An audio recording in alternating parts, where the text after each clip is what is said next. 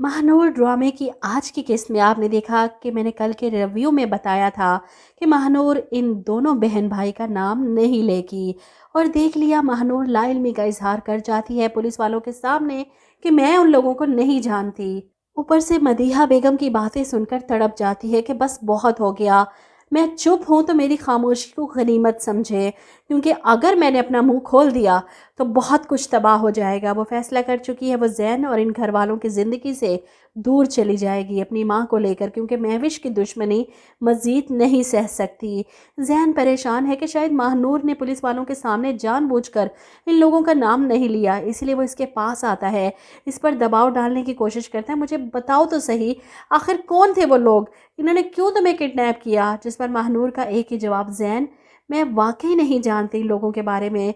इन चंद दिनों में मैंने बहुत ही अजियत सही है जैन, ये शहर मुझे रास नहीं आया, इसलिए मैंने फ़ैसला किया है कि अब यहाँ से चले जाना ही बेहतर होगा। इसकी बात सुनकर जैन तड़प जाता है कि महानूर तुम कहीं नहीं जा रही।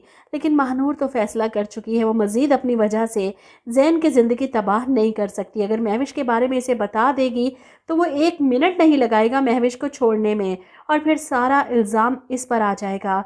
इसीलिए वो यहाँ से चले जाना चाहती है। वो अपनी माँ को भी राज़ी करने की कोशिश करती है कि जो शख्स हर कदम पर हमारा मददगार साबित हुआ, मैं उसके लिए मज़ीद कोई परेशानी नहीं खड़ी करना चाहती, हमें यहाँ से जाना होगा।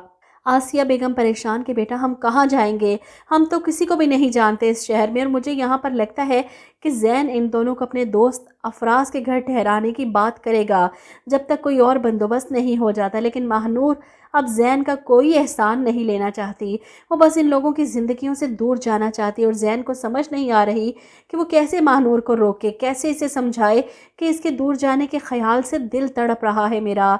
अफराज भी जैन की हालत देखकर परेशान, जिस पर जैन कहता है मुझे गलत वक्त पर सही शख्स से मोहब्बत हो गई है। जवाब में अफराज कहता है लेकिन शादी तुम्हारी गलत शख्स से ही हो रही है। ये सुनकर जैन कहता है कि सब किस्मत के खेल हैं। दूसरी तरफ महविश परेशान कि अभी तक जैन का कोई फ़ोन नहीं आया, ना ही पुलिस वाले आए, उस लड़की ने हमारा नाम नहीं लिया। वो जैन को फ़ोन करती है पूछने के लिए कि महानूर का कुछ पता चला, जिस पर जैन बताता है वो मिल चुकी है, घर आ गई है। ऐसे में महविश घबराते हुए पूछती है कुछ बताया उसने, किन लोगों ने इसे अगवा किया था? जिस पर जैन कहता है यही बात तो बेचैन कर रही है मुझे कि आखिर वो कुछ बता क्यों नहीं रही। जैन की बात सुनकर महविश को सुकून का सांस आता है और वो दानिश के पास आकर अपनी परेशानी का इजहार करती है। मैं तो इस बात पर हैरान हूँ कि अभी तक उस लड़की ने हम दोनों में से किसी का नाम क्यों नहीं लिया। इसी बात का तो दानिश को दुख है कि इतना कुछ गलत कर दिया, लेकिन वो फिर भी चुप है। इससे पता चलता है कि वो लड़की कितनी मासूम है। और वैसे भी दानिश ने जब महविश से कहा था कि एक लम्हे के लिए मुझे लगा कि महानूर की जगह तुम हो, यहीं पर दानिश के दिल की अच्छाई जाहिर होती है कि वो महानूर को अपनी बहन समझने लगा है। तो दानिश तो बन गया हीरो ड्रामे का, लेकिन महविश अभी भी बाज नहीं आने वाली। महानूर ने कुछ नहीं बताया जैन को इससे पहले कि वो अपना मुंह खोले और कुछ बोले, इसकी ज़ुबान काटनी होगी और वार कहाँ करना है ये मैं अच्छे से जानती हूँ। महविश की बात सुनकर दानिश गुस्से से चीख पड़ता है, बस कर दो महविश, उसने अगर हमारा नाम लेना होता तो कब का ले लिया होता, पीछा छोड़ दो उस लड़की का।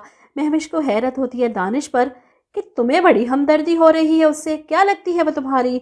जिस पर दानिश नहीं बता सकता कि इसे इस लड़की से इतनी हमदर्दी क्यों हो रही है।